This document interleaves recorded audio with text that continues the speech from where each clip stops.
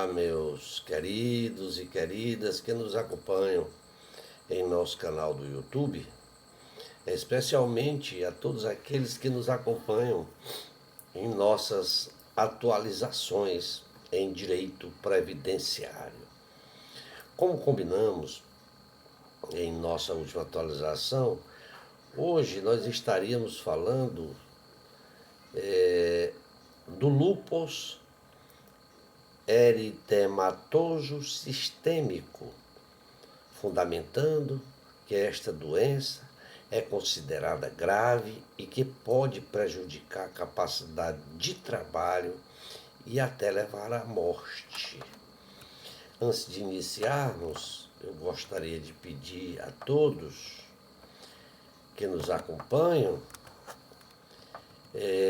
que fizessem a sua inscrição em nosso canal, nos ajudando a melhorar o conteúdo do canal através de críticas, comentários, deixando ali o seu like. Portanto, eu pediria àqueles que assistem as nossas atualizações que façam então a sua inscrição e nos ajudem. Ficaria muito grato se assim o fizessem.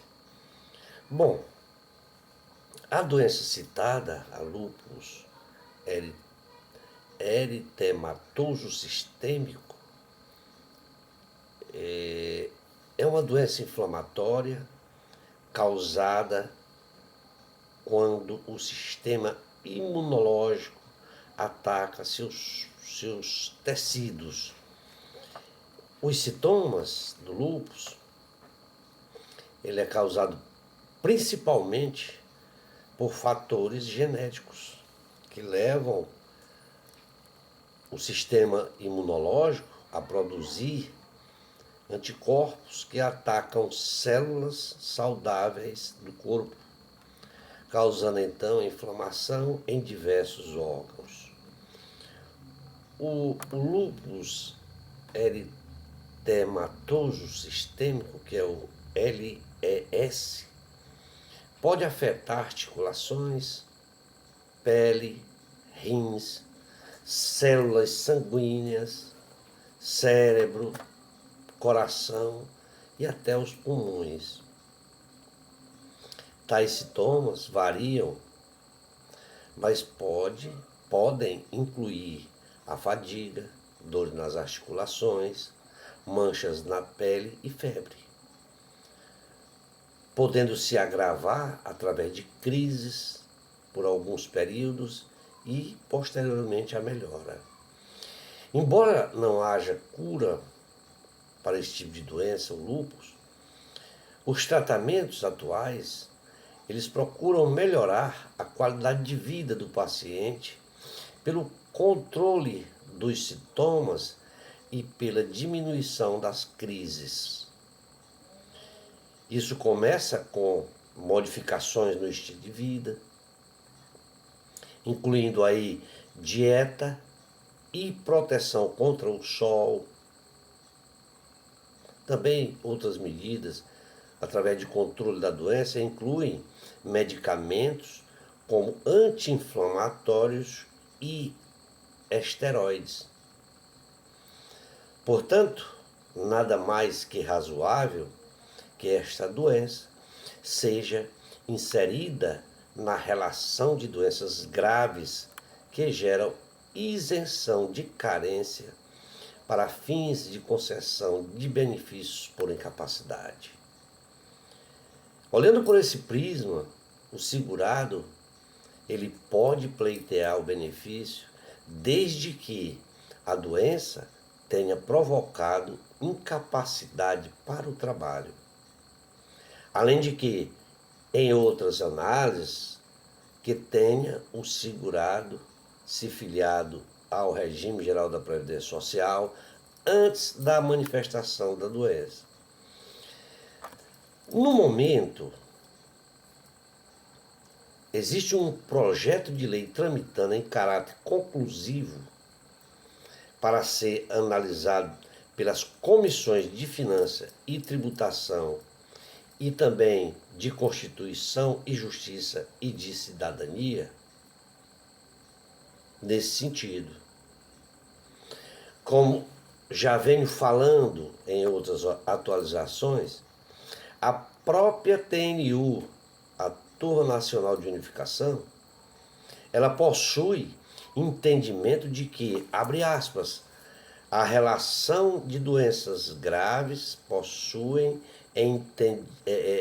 as relações de doenças graves mencionadas no inciso 2, atualmente regulamentada pelo artigo 151 da Lei 8.213 de 91, não é taxativo. Portanto, admite interpretação extensiva, desde que demonstrada a especificidade e gravidade que mereçam tratamento particularizado. Ocorre que o INSS ele é taxativo e extremamente rigoroso em apenas conceder a isenção aos portadores de moléstias com o CID, já com aquela CID, o Código de Identificação da Doença, correspondente aos que estão lá na relação de doenças graves previsto no artigo 151. O que, de alguma maneira, tal procedimento gera muitas injustiças e fazendo com que muitos casos garanta que o segurado receba benefício com direito de ser isento de carência, da carência exigida.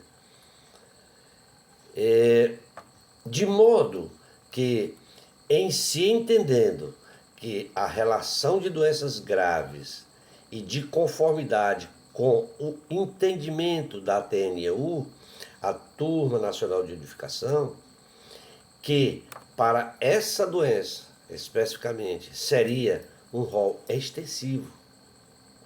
Deveria sim o INSS ser mais coerente em estender este benefício a quem apresente esse tipo de doença, pois apresentado os sintomas, características e sequelas equivalentes àquelas previstas na lei, especificamente no artigo 151 da lei, deveria ponderar o princípio da proteção social, objetivando a assistência financeira do segurado que se encontra incapacitado de exercer sua atividade habitual. Tais ponderações são as tendências de ampliação no rol taxativo de doença, conforme objetivo o projeto de lei, a fim de facilitar o acesso das pessoas acometidas da referida doença mencionada, que é o lúpus, aos benefícios por incapacidade. Além de que tal objetivo veio para amenizar a situação de quem já sofre com tal grau de enfermidade. E por isto, deveria não ser exigido um tempo mínimo para conceder os benefícios do INSS. Tal flexibilização do rol taxativo de doenças graves tem como sentido o de que sirva de base a isenção de carência, que por sua vez tem a finalidade de facilitar a análise do requerimento, porém deve ser analisado de maneira ampla para que o segurado acometido de doença tão grave como aquelas ali elencadas também tenham o direito à isenção. Necessário se faz observar que os segurados especiais estão isentos do cumprimento do período de carência, devendo comprovar apenas, no caso, o exercício de atividade rural nos 12 meses imediatamente anteriores ao requerimento do benefício.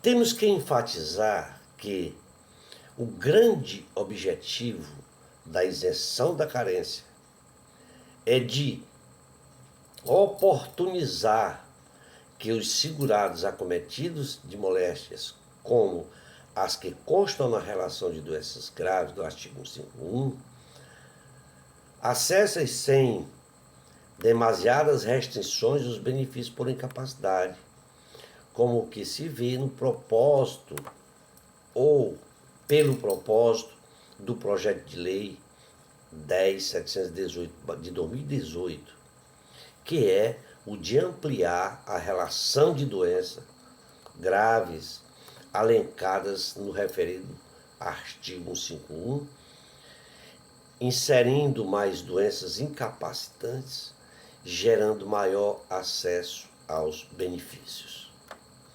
Existe um forte entendimento de que a relação de doenças graves especificadas na lista não tem natureza taxativa.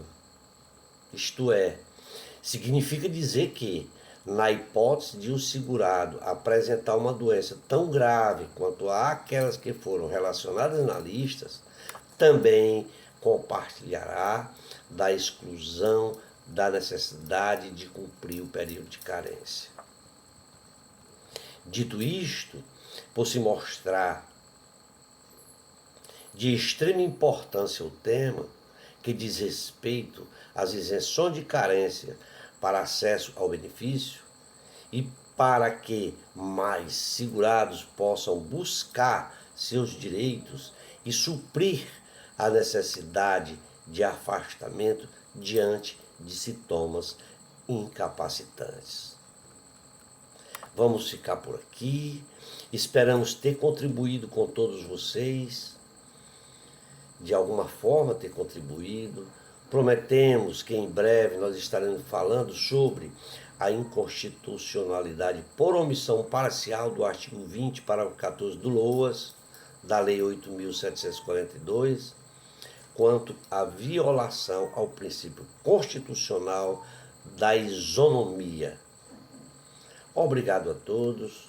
Mais uma vez, reforço, esperamos ter contribuído e pedimos que continue nos assistindo às nossas atualizações em direito previdenciário, fazendo a sua inscrição em nosso canal. Forte abraço e até uma próxima oportunidade.